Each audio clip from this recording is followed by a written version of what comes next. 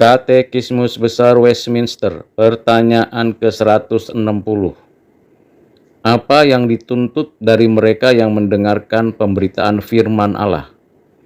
Jawabannya, dari mereka yang mendengarkan pemberitaan firman Allah dituntut supaya mereka menghadiri pemberitaan itu dengan rajin, dengan persiapan yang baik, serta dengan doa.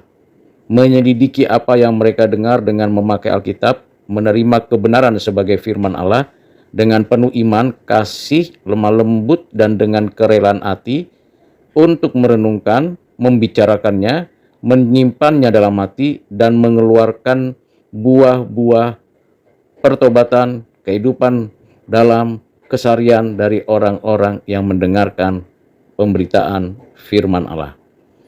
Jawaban tersebut dapat dibaca dari Amsal 8 ayat 34, 1 Petrus 2 ayat 1 dan 2, Mazmur 119 ayat 18, Kisah Para Rasul 17 ayat 11, 1 Tesalonika 2 ayat 13, Ibrani 4 ayat 2, 2 Tesalonika 2 ayat 10, Yakobus 1 ayat 21, Kisah Para Rasul 17 ayat 11, Lukas 9 ayat 44, Lukas 24 ayat 14, Amsal 2 ayat 1, Lukas 8 ayat 15.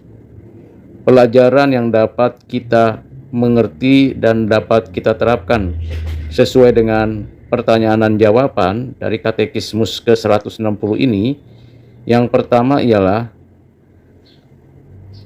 pekerjaan Roh Kudus di dalam kita mengerti firman Allah, di mana kita harus menyadari bahwa setiap orang dapat saja mendengarkan firman Allah secara utuh dan lengkap.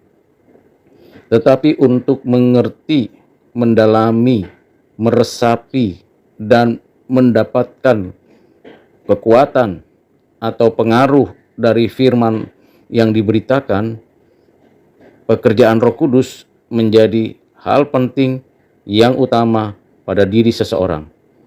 Sehingga firman Tuhan itu bukan saja diberikan penjelasan di dalam hati dan pikiran, tetapi firman itu diukir, diletakkan di dalam hati dan pikiran, dalam keseluruhan diri dari seorang yang mendengarkan firman Allah. Yang kedua, seorang yang mendengarkan firman Allah, selain mempersiapkan diri untuk menjadi murid yang punya sikap mau mendengarkan pengajaran dan mengikuti proses pembelajaran, juga seorang yang sungguh-sungguh memohon belas kasihan Tuhan melalui doa, ucapan syukur, dan permintaan agar firman Tuhan itu dapat diterapkan dalam kehidupannya dengan tepat sesuai dengan kebutuhan, konteks, dan keperluan dari kesaksian dirinya di dalam kehidupan sehari-hari.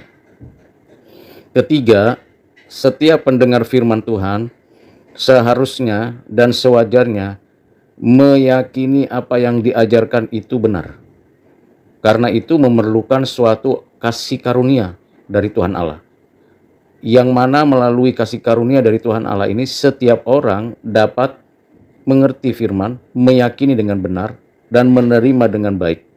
Bukan hanya sekedar menambah pengetahuan dan pengalaman mendengar firman Tuhan, tapi sungguh-sungguh mendapatkan suatu insight di dalam dirinya dan kemampuan untuk menjadi pelaku firman Tuhan.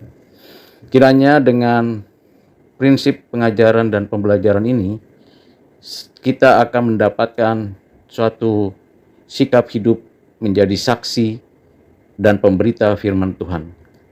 Yang berbahagia ialah kita yang mendengar, menyimpan, dan melakukan firman Tuhan.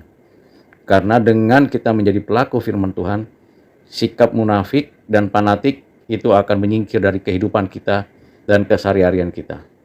Tuhan memberkati saudara sekalian. Amin.